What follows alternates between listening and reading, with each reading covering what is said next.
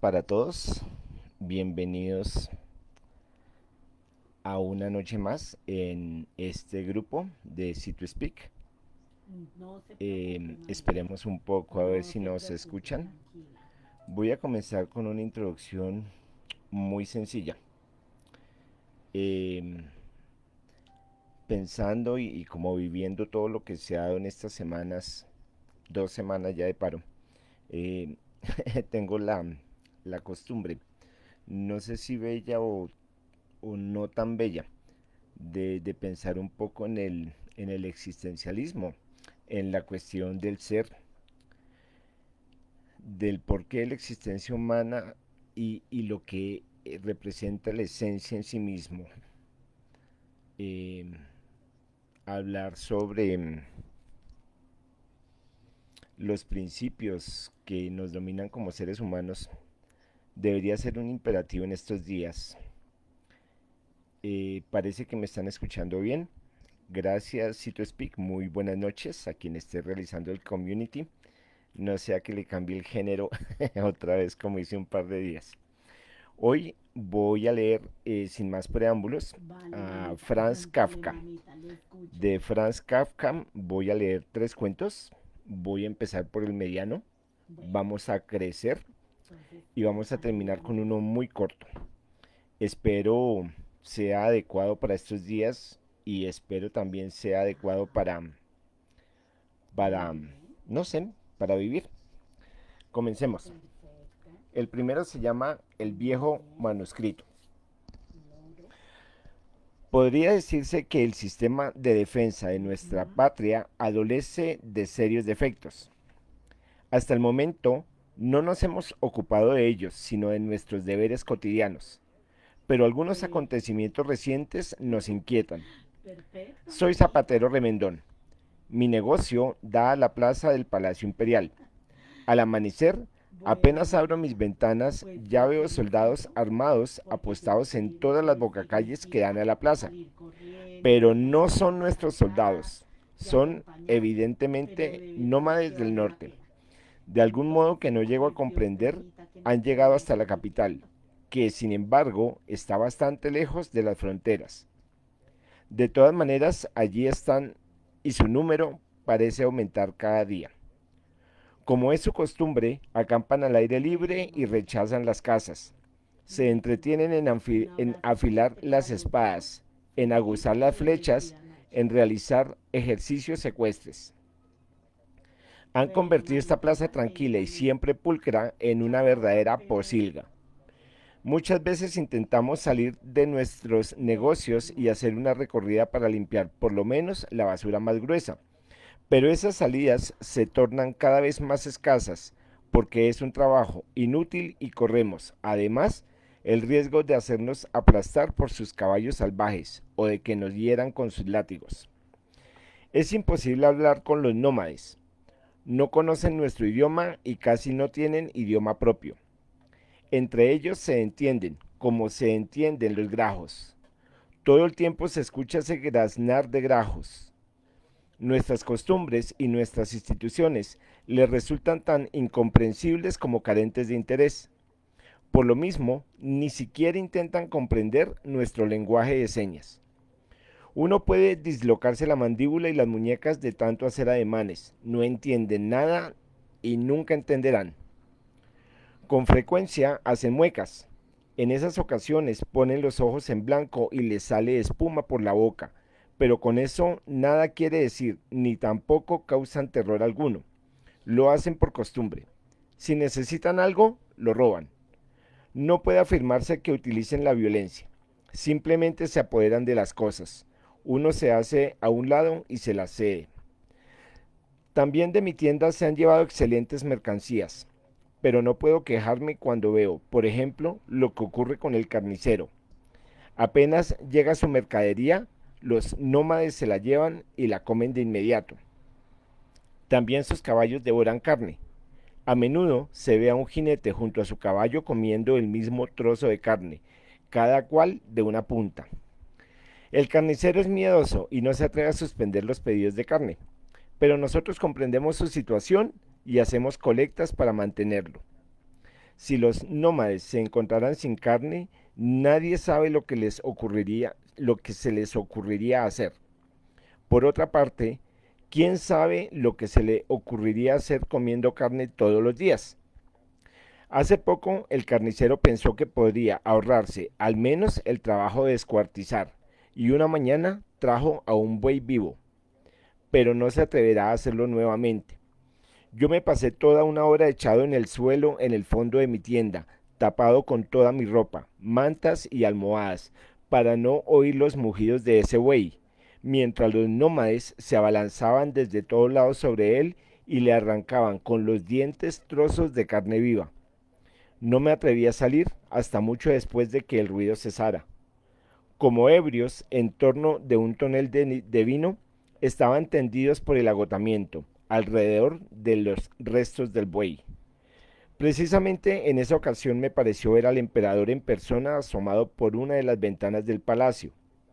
Casi nunca sale a las habitaciones exteriores y vive siempre en el jardín más interior, pero esta vez lo vi, o por lo menos me pareció verlo, ante una de las ventanas, contemplando cabizbajo lo que ocurría frente a su palacio. ¿En qué terminará esto?, nos preguntamos todos. ¿Hasta cuándo soportaremos esta carga y este tormento? El Palacio Imperial ha traído a los nómades, pero no sabe cómo hacer para repelerlos.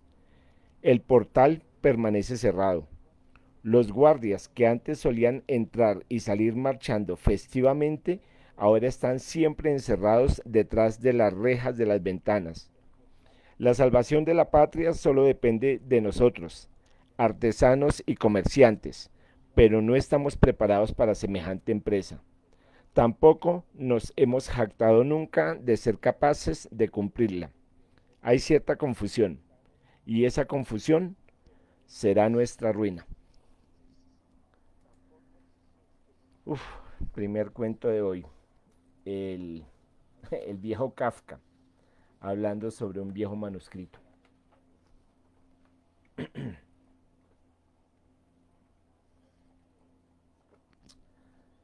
Para este segundo cuento, eh, seleccioné el titulado Un artista del hambre. En los últimos decenios, el interés por los ayunadores ha disminuido muchísimo. Antes era un buen negocio organizar grandes exhibiciones de este género como espectáculo independiente, cosa que hoy, en cambio, es imposible del todo. Eran otros los tiempos. Entonces, toda la ciudad se ocupaba del ayunador, aumentaba su interés a cada día de ayuno. Todos querían verlo, siquiera una vez al día. En los últimos del ayuno, no faltaba quien se estuviera días enteros sentado ante la pequeña jaula del ayunador. Había además exhibiciones nocturnas, cuyo efecto era realzado por medio de las antorchas. En los días buenos, se sacaba la jaula al aire libre y era entonces cuando les mostraban el ayunador a los niños.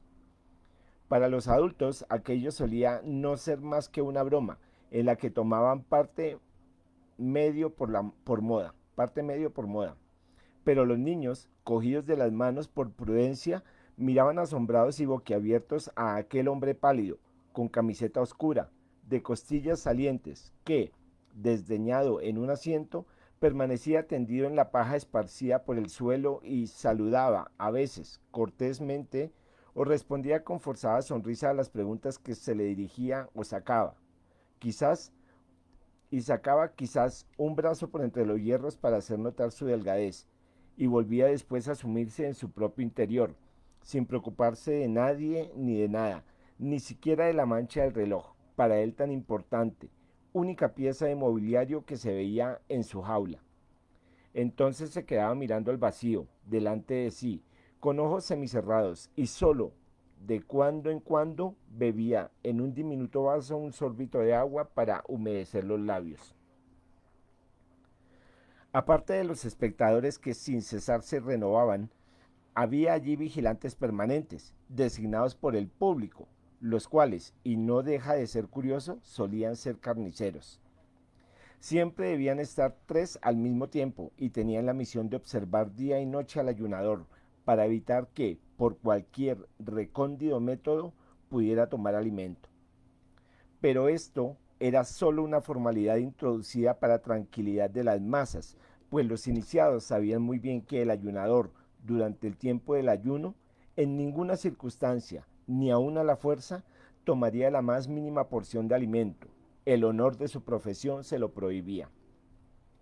A la verdad, no todos los vigilantes eran capaces de comprender tal cosa.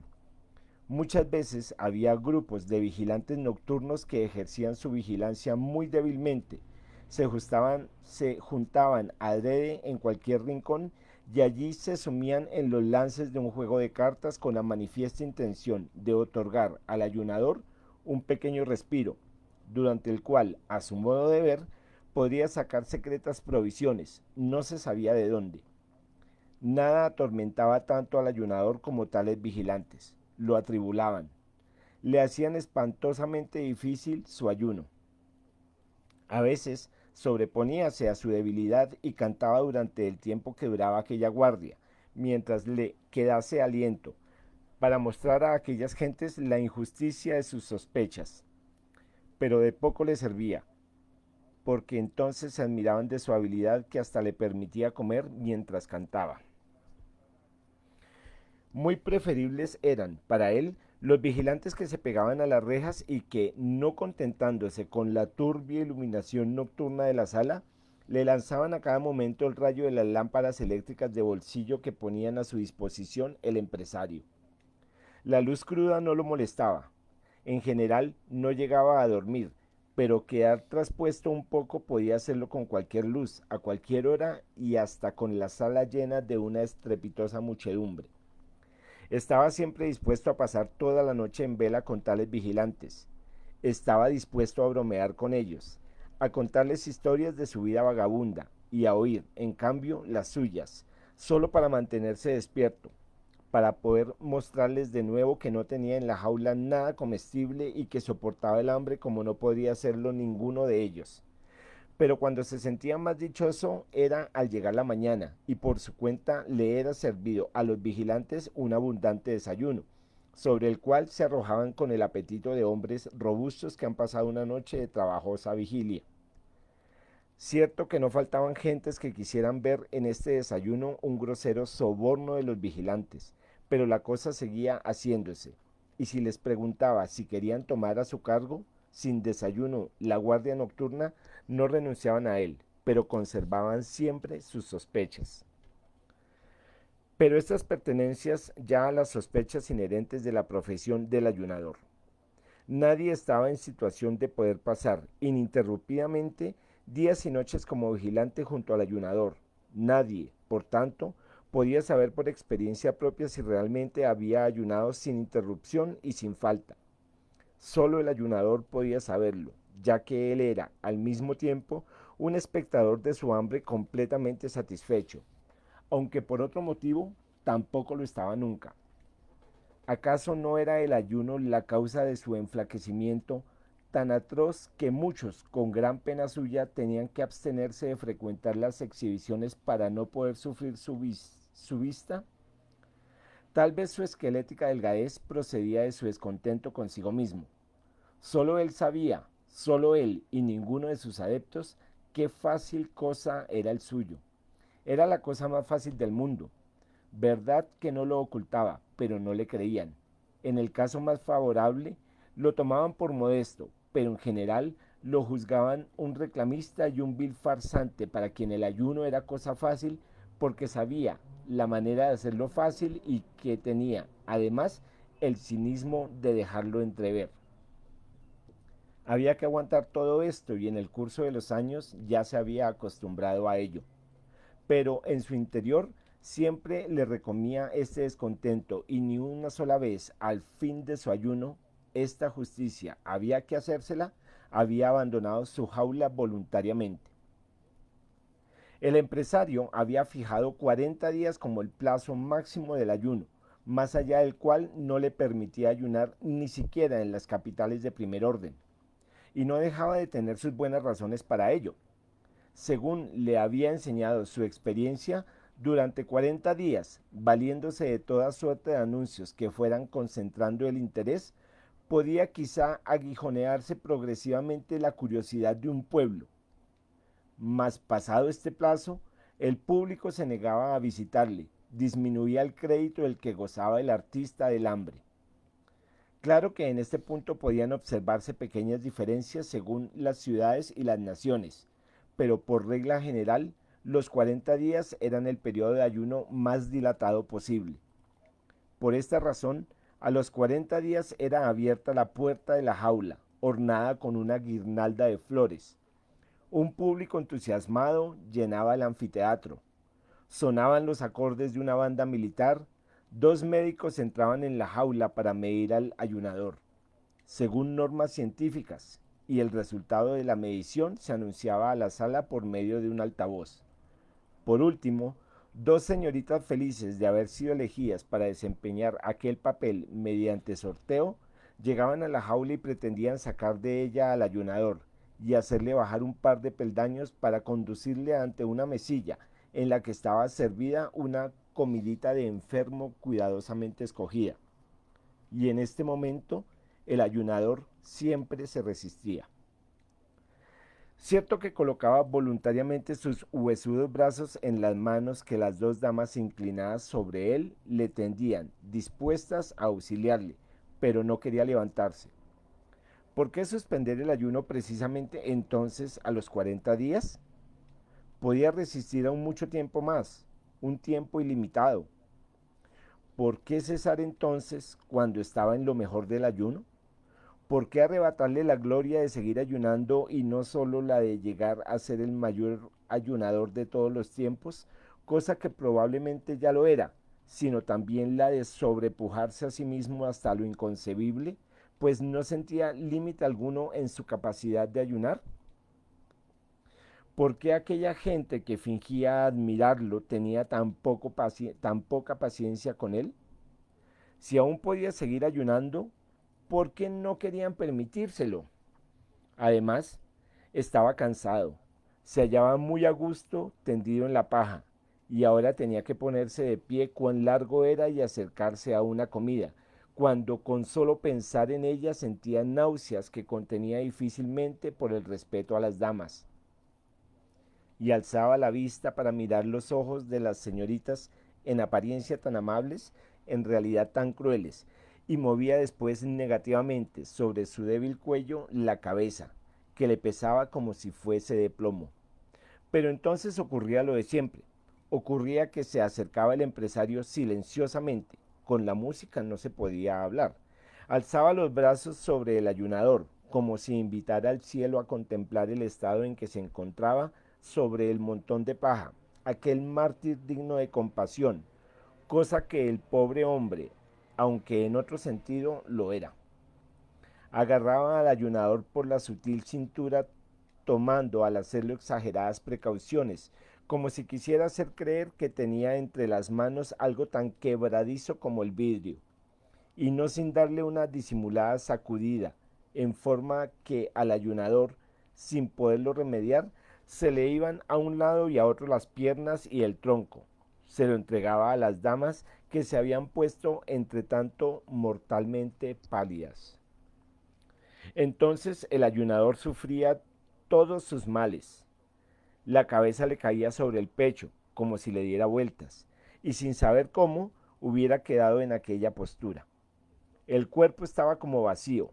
Las piernas, en su afán de mantenerse en pie, apretaban sus rodillas una contra otra. Los pies rascaban el suelo como si no fuera el verdadero y buscaran a éste bajo aquel. Y todo el peso del cuerpo, por lo demás muy leve, caía sobre una de las damas, la cual, buscando auxilio con cortado aliento, jamás se hubiera imaginado de este modo aquella misión honorífica, alargaba todo lo posible su cuello para librar siquiera su rostro del contacto con el ayunador. Pero después, como no lo lograba y su compañera, más feliz que ella, no venía en su ayuda, sino que se limitaba a llevar entre las suyas temblorosas el pequeño haz de huesos de la mano del ayunador, la portadora, en medio de las divertidas carcajadas de toda la sala, rompía a llorar y tenía que ser librada de su carga por un criado, de largo tiempo atrás preparado para ello. Después venía la comida, en la cual el empresario, en el semisueño del desenjaulado, más parecido a un desmayo que a un sueño, le hacía tragar alguna cosa, en medio de una divertida charla con que apartaba la atención de los espectadores del estado en que se hallaba el ayunador. Después venía un brindis dirigido al público, que el empresario fingía dictado por el ayunador. La orquesta recalcaba todo con un gran trompeteo. Marchábase el público y nadie quedaba descontento de lo que había visto. Nadie, salvo el ayunador, el artista del hambre. Nadie excepto él. Vivió así muchos años, cortados por periódicos descansos, respetados por el mundo, en una situación de aparente esplendor. Mas, no obstante, casi siempre estaba de un humor melancólico, que se acentuaba cada vez más, ya que no había nadie que supiera tomarlo en serio. ¿Con qué, además, podrían consolarle? ¿Qué más podía apetecer? Y si alguna vez surgía alguien del piadoso ánimo que lo compadecía y quería hacerle comprender que, probablemente, su tristeza procedía del hambre, bien podía ocurrir, sobre todo si estaba ya muy avanzado el ayuno, que el ayunador le respondiera con una explosión de furia y con espanto de todos. Comenzaba a sacudir como una fiera los hierros de la jaula. Mas para tales cosas tenía el empresario un castigo que le gustaba emplear. Disculpaba al ayunador ante el congregado público. Añadía que sólo la irritabilidad provocada por el hambre, irritabilidad incomprensible en hombres bien alimentados, podía hacer disculpable la conducta del ayunador. Después, tratando de este tema, para explicarlo pasaba a rebatir la afirmación del ayunador de que le era posible ayunar mucho más tiempo del que ayunaba. Alababa la noble ambición, la buena voluntad, el gran olvido de sí mismo, que claramente se revelaba en esta afirmación, pero enseguida procuraba echarla abajo solo con mostrar unas fotografías, que eran vendidas al mismo tiempo, pues en el retrato se veía al ayunador en la cama, casi muerto de inanición a los 40 días de su ayuno. Todo esto lo sabía muy bien el ayunador, pero era cada vez más intolerable para él aquella enervante deformación de la verdad. Presentábase allí como causa lo que sólo era consecuencia de la precoz terminación del ayuno. Era imposible luchar contra aquella incomprensión, contra aquel universo de estulticia. Lleno de buena fe, escuchaba ansiosamente desde su reja las palabras del empresario, pero al aparecer las fotografías soltábase siempre de la reja y sollozando volvía a dejarse caer en la paja. El ya calmado público podía acercarse otra vez a la jaula y examinarlo a su sabor. Unos años más tarde, si los testigos de tales escenas volvieran a acordarse de ellas, notaban que se había hecho incomprensible hasta para ellos mismos. Es que mientras tanto se había operado el famoso cambio. Sobrevino casi de repente. Debía haber razones profundas para ello, pero ¿quién es capaz de hallarlas? El caso es que cierto día el tan mimado artista del hambre se vio abandonado por la muchedumbre ansiosa de diversiones, que prefería otros espectáculos. El empresario recorrió otra vez con él media Europa, para ver si en algún sitio hallarían aún el antiguo interés. Todo en vano. Como por obra de un pacto, había nacido al mismo tiempo en todas partes una repulsión hacia el espectáculo del hambre. Claro que, en realidad, este fenómeno no podía haberse dado así de repente, y meditabundos y compugnidos recordaban ahora muchas cosas que en el tiempo de la embriaguez del triunfo no habían considerado suficientemente, presagios no atendidos como merecían serlo. pero ahora era demasiado tarde para intentar algo en contra. Cierto que era indudable que alguna vez volvería a presentarse la época de los ayunadores, pero para los ahora vivientes eso no era consuelo. ¿Qué debía hacer pues el ayunador? Aquel que había sido aclamado por las multitudes no podía mostrarse en barracas por las ferias rurales, y para adoptar otro oficio no solo era el ayunador demasiado viejo, sino que estaba fanáticamente enamorado del hambre. Por tanto, se despidió del empresario, compañero de una carrera incomparable, y se hizo contratar en un gran circo, sin examinar siquiera las condiciones del contrato. Un gran circo con su infinitud de hombres, animales y aparatos que sin cesar se sustituyen y se complementan unos a otros, puede, en cualquier momento, utilizar a cualquier artista, aunque sea a un ayunador, si sus pretensiones son modestas, naturalmente. Además, en este caso especial, no era solo el mismo ayunador quien era contratado, sino su antiguo y famoso nombre. Y ni siquiera se podía decir, dada la singularidad de su arte, que, como al crecer la edad menguaba la capacidad, un artista veterano, que ya no está en la cumbre de su poder, trata de refugiarse en un tranquilo puesto de circo. Al contrario, el ayunador aseguraba, y era plenamente creíble, que lo mismo podía ayunar entonces que antes, y hasta aseguraba que si lo dejaban hacer su voluntad, cosa que al momento le prometieron, sería aquella la vez en que había de llenar al mundo de justa admiración, afirmación que provocaba una sonrisa en las gentes del oficio, que conocían el espíritu de los tiempos, del cual en su entusiasmo habíase olvidado el ayunador. Más allá en su fondo, el ayunador no dejó de hacerse cargo de las circunstancias y aceptó sin dificultad que no fuera colocada su jaula en el centro de la pista como número sobresaliente, sino que se la dejara fuera, cerca de las cuadras, sitio, por lo demás, bastante concurrido. Grandes carteles de colores chillones rodeaban la jaula y anunciaban lo que había que admirar en ella. En los intermedios del espectáculo, cuando el público se dirigía hacia las cuadras para ver a los animales, era casi inevitable que pasaran por delante del ayunador y se detuvieran allí un momento. ¿Acaso habrían permanecido más tiempo junto a él si no hicieran imposible una contemplación más larga y tranquila? Los empujones de los que venían detrás por el estrecho corredor y que no comprendían que se hiciera aquella parada en el camino de las interesantes cuadras. Por este motivo, el ayunador temía aquellas horas de visita, que por otra parte anhelaba como el objeto de su vida. En los primeros tiempos, apenas había tenido paciencia para esperar el momento del intermedio. Había contemplado con entusiasmo la muchedumbre que se extendía y venía hacia él, hasta que muy pronto ni la más obstinada y casi consciente voluntad de engañarse a sí mismo se salvaba de aquella experiencia. Tuvo que convencerse de que la mayor parte de aquella gente, sin excepción, no traía otro propósito que el de visitar las cuadras.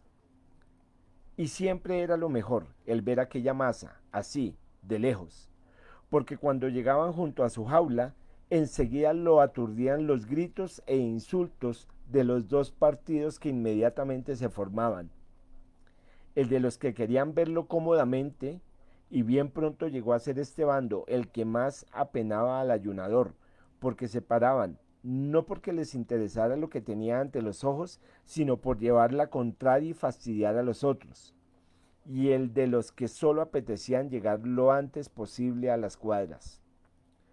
Una vez que había pasado el gran tropel, venían los rezagados, y también estos, en vez de quedarse mirándolo cuanto tiempo les apeteciera, pues ya era cosa no impedida por nadie, pasaban deprisa, a paso largo, apenas concediéndole una mirada de reojo, para llegar con tiempo a ver a los animales. Y era el caso insólito el que viniera un padre de familia con sus hijos, mostrando con el dedo al ayunador y explicando extensamente de qué se trataba, y hablara de tiempos pasados, cuando había estado él en una exhibición análoga, pero incomparablemente más lúcida que aquella. Y entonces los niños que, a causa de su insuficiente preparación escolar y general, ¿qué sabían ellos de lo que era ayunar? Seguían sin comprender lo que contemplaban.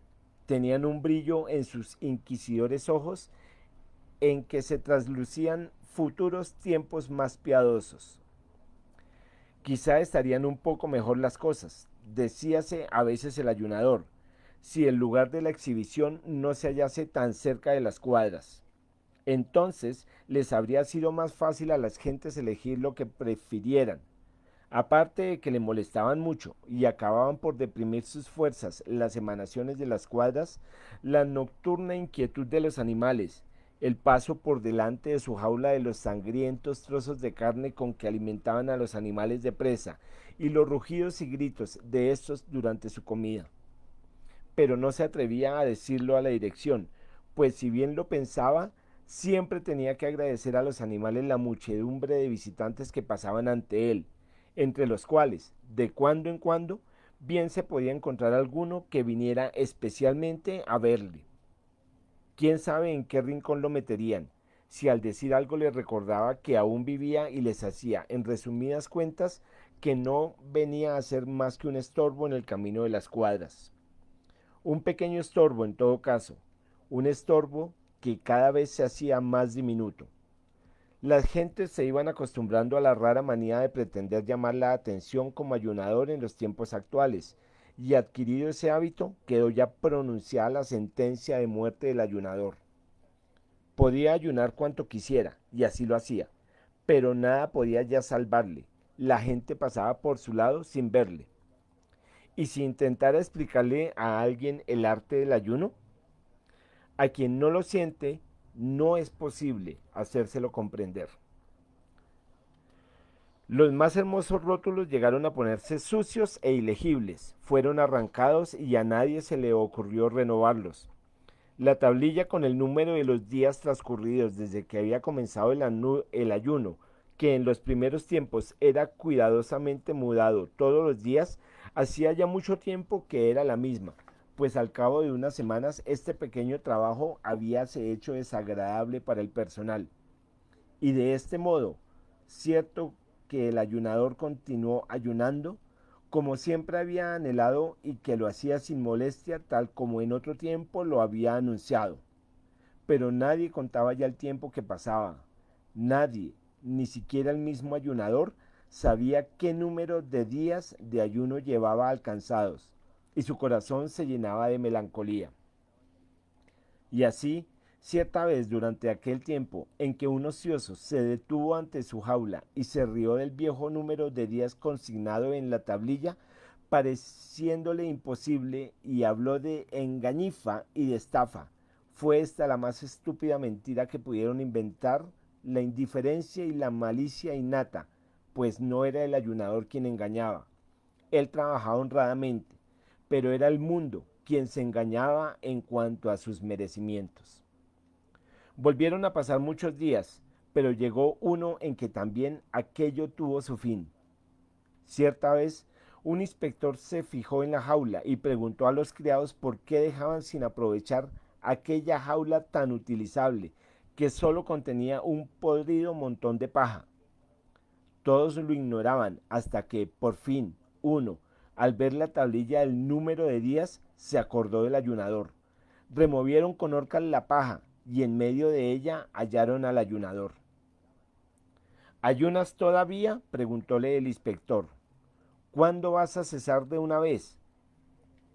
Perdónenme todos, musitó el ayunador, pero solo lo comprendió el inspector, que tenía el oído pegado a la reja. Sin duda, dijo el inspector, poniéndose el índice en la sien para indicar con ello al personal el estado mental del ayunador. Sin duda, todos te perdonamos. Había deseado toda la vida que admiraran mi resistencia al hambre, dijo el ayunador. Y la admiramos, repúsole el inspector. Pero no deberían admirarla, dijo el ayunador. Bueno, pues entonces no la admiraremos, dijo el inspector. Pero, ¿por qué no debemos admirarte?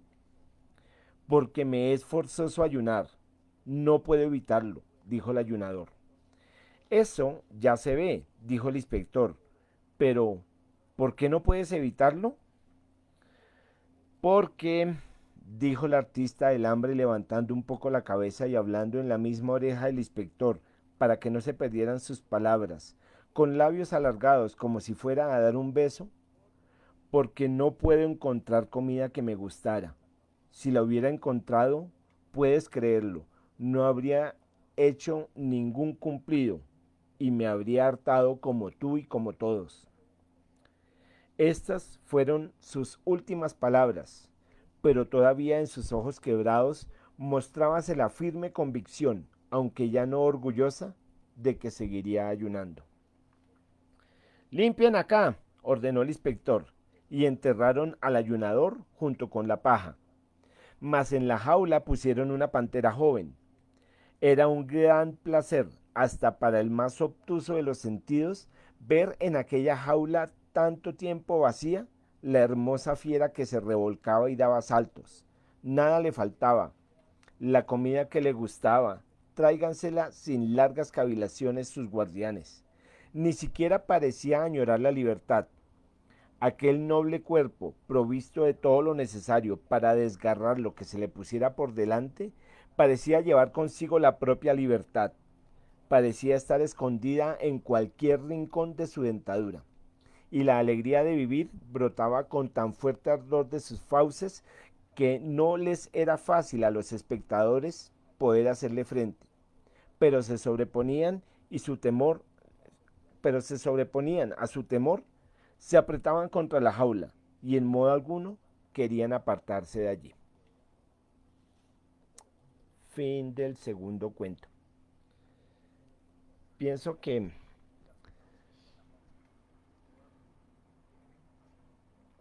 hay muchos tipos de ayunadores.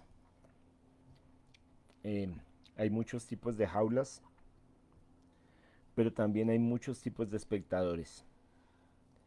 Y en esta vida hay correspondencia entre todos ellos. El último cuento, el último cuento del día de hoy se llama El destino. Y dice así: una jaula salió en busca de un pájaro. Fin del cuento. Le repito, una jaula salió en busca de un pájaro. Ahí se los dejo para que lo, lo bailen en la uña, dicen por acá. Voy a revisar. Muy buenas noches, Marta Lucía, un placer. Profe Zulay, qué maravilla. Don Carlos Arturo, Alexandra y bueno, varios más. A todos, muchas gracias por su atención. Espero no hayan sido muy existencialistas los cuentos, pero también espero que seamos muy existencialistas nosotros en estos momentos, pensando el ser, pensando el hacer y sobre todo pensando qué hacer con ese ser en el hacer. Muchas gracias para todos. Espero hayan disfrutado a Franz Kafka, ese autor que nos pone a pensar. Una muy feliz noche y bendiciones para todos. Ojo con las jaulas. A veces lo encierran a uno hasta fallecer. Feliz noche.